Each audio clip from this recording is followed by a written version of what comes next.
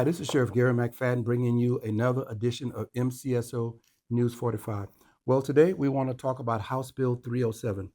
It has been signed into law by Governor Stein, and we are moving forward. But this House bill brings a lot of issues to the sheriff's office throughout North Carolina.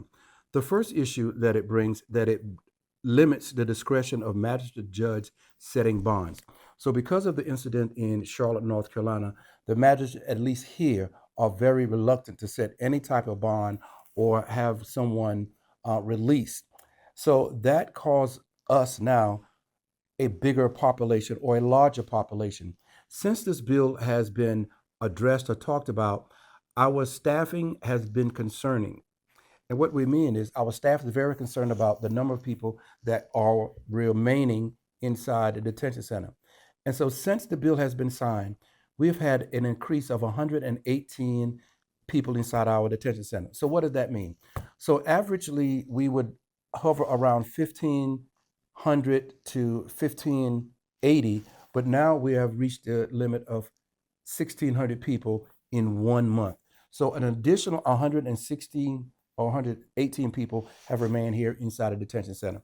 So we see that our population is going up. The next issue that we're dealing with that is mandatory mental health evaluation. We all know that several people who are on the streets or people who are arrested always come to the detention center with mental health conditions and also health conditions. So now these men and women have to be evaluated, and if they are evaluated, they are to receive treatment. That brings a burden on my staff, and that brings a burden on the population.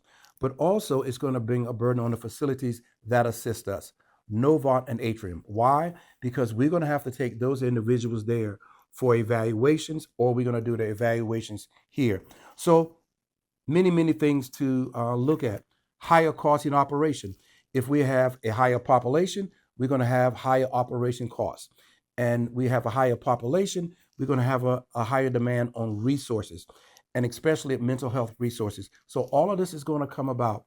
We were not very worried about this, and here's why. In 2019, the Mecklenburg County Sheriff's Office opened their own behavioral health center or pod. So we were dealing with this since 2019. In the middle of COVID in 2022, we created the RISE program with the Department of Human Health and Resources. And so we were on the verge of doing what was needed for these people who were having mental health challenges.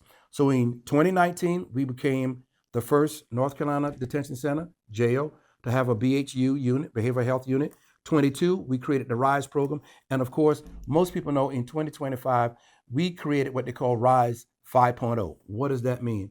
The Mecklenburg County Detention Center now serves 36 other sheriff offices across the state in dealing with mental health challenges or behavioral health challenges, which means that 36 other sheriff's offices are allowed to bring these people to our agencies for treatment. I know that sounds crazy, but that is what we do here. So we're just concerned about it because there was no funding for this mandate, but we will consider still working diligently hard. And what we mean, we have to say we are going to do it, we will do it, but understand that the demands that has placed on us, even for our staff. If we have a 1,600 to 1,700 population and still dealing with staffing challenges, that is going to be a strain on our staff. But we're here to serve and protect, and we're going to serve these men and women who are housed here with the mental health challenges because we have been doing it since 2019. But we're here. We want you to understand that. Bear with us. If you have any concerns, you still can contact us here. You can come here and visit and see our facility and see how well we're doing.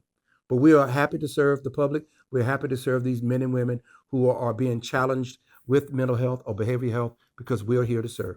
We thank you. Stay tuned to MCSO News 45.